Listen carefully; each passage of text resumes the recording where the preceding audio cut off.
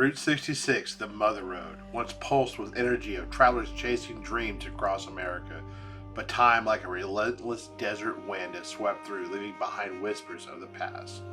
Join us as we venture off the beaten path, exploring abandoned motels that once offered rest and respite to weary souls.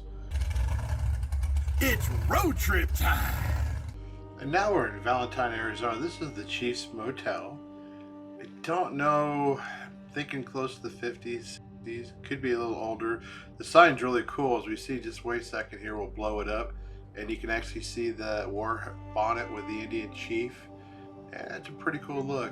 Now this is actually the Kentwood Arms Hotel. It is actually still in use, but it is actually used as a dormitory in Springfield, Missouri. And it was built by John T. Woodruff. And just thought I wanted to show you some of these places get used for something else eventually. Downtowner Motel in Flagstaff, Arizona, originally built in 1919, has a colorful past. Once it was even a brothel. It was transformed into a modern auto inn in 1930s with heated garages and private baths. Route 66 fun facts. Get your kicks slowly. The original speed limit on some stretches of Route 66 in 1926 was just 35 miles per hour. Talk about a leisurely road trip. Now this here is Ed's Camp, a true Route 66 legend. This place was the stomping grounds of Lowell Ed Egerton, a fellow shrouded in mystery and tall tales. They say he was a miner, a doctor, a geologist, and he even cured himself of cancer. Ed's Camp was his oasis in the desert, just outside of Oatman, Arizona. When I drove by, I even passed a baby burro with his mama walking beside the road, which is a very special treat for me. Ed's Camp on Route 66 was a place where travelers could pitch a tent or sleep in their cars. And for those who want a little luxury and had a little more cash, there was a screen porch where they might sleep on a cot. Now, they even sold water by the bucketful. Ed's gone now, but his camp stands still, frozen in time, an abandoned road relic in memory of US Highway 66.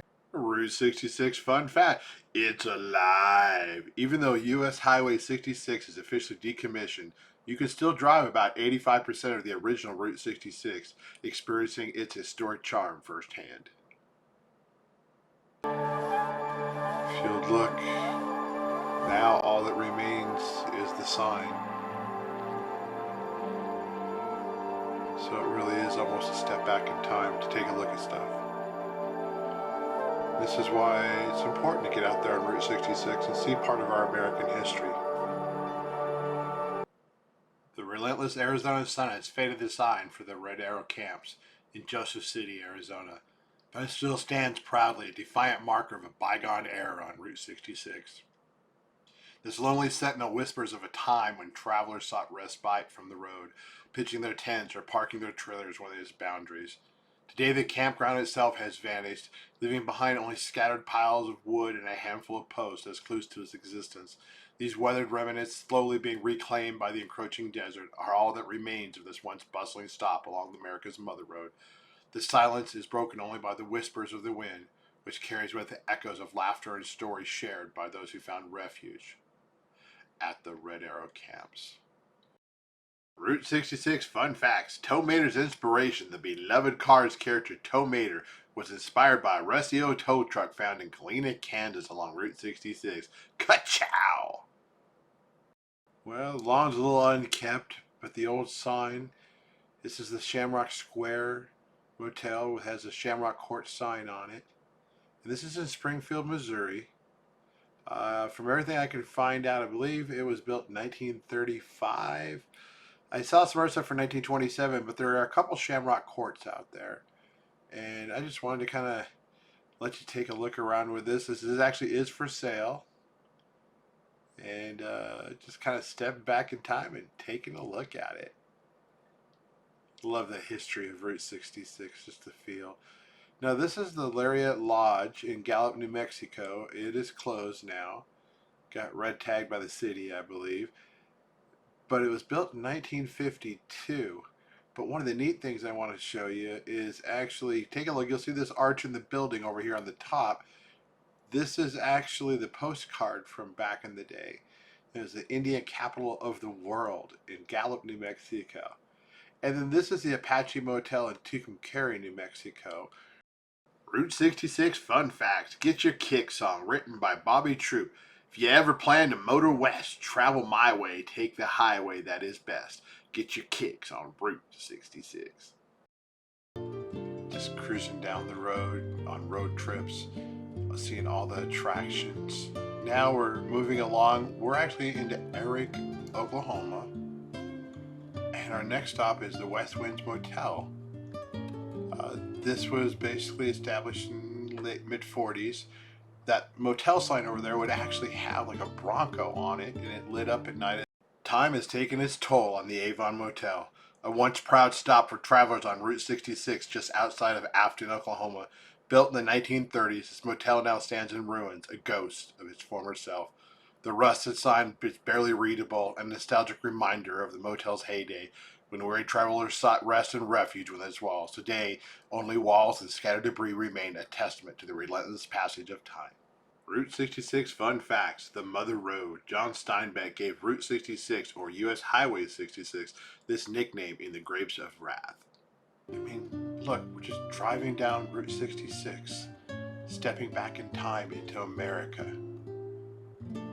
That's what Route 66 is about, the history of the cars, the trucks, of the people who travel, the roadside attractions. And that's what I want to just show you a little bit of. This is the Chelsea Motel, established sometime between 1936 and 1939. Now just another faded memory along Route 66.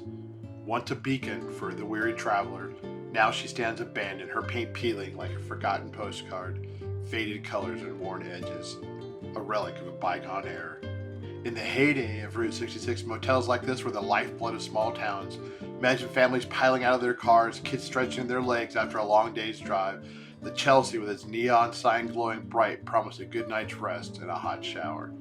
But times changed. In the 1950s, fancier motels popped up with pools and air conditioning, and then the Turner Turnpike came along in 1953, luring traffic away from Route 66. The Chelsea, like so many others, could not keep up. Another Route 66 fun fact. Route 66, or U.S. Highway 66, will be 100 years in 2026. Journey along Route 66, and you'll encounter remnants of a bygone era. In Elk City, Oklahoma, the Casa Grande Hotel, a 1928 beauty, once the site of the 1931 U.S. 66 Association National Convention, still stands. A testament to the golden age of roadside lodging. It's closed, but that brick building looks like if somebody restored it, could be opened right up again. Now, further west in the ghost town of Glenrio, Texas, the Texas Longhorn Motel and Cafe, once owned and operated by Homer Erickman until the mid-1970s, now stands roofless and abandoned.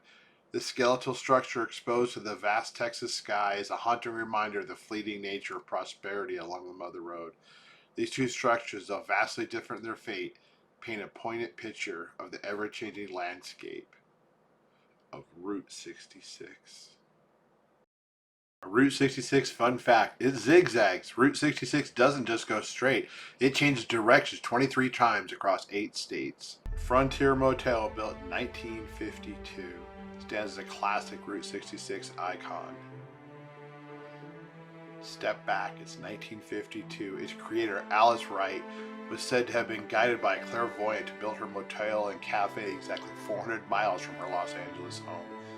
In 1957, Ray and Mildred Barker, key figures in Truxton history, took ownership. They also ran the gas station and apartments across the road. Though the motel and cafe closed in 2011, the signs remain the beloved photo stop for Route 66 enthusiasts. Look at this, we got Will Rogers Highway, historic Route 66, the Beale Ragan Road. That was the first road that was coming through here, and then it became the Old Trails Highway. There's so much history here. You step back and just see America as it was back in the day, and enjoy the road trips. This is where you can unwind, have memories of when you were a kid in the back of the car, mom and dad were driving down the road and you didn't know what you were going to see on the trip. You're probably asking, are we there yet? But that's just the beauty of all these places.